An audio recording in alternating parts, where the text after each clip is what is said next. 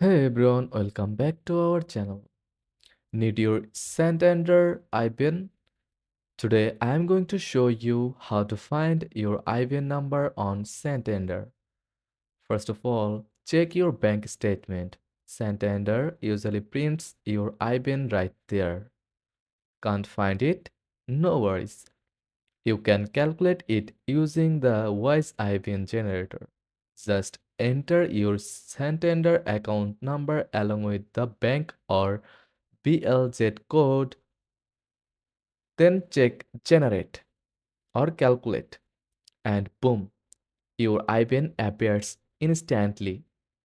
For more information, follow these steps. That's it. Now your IBAN ready for secure international payments. If this guide was helpful, don't forget to like and subscribe to our channel. Thanks for watching.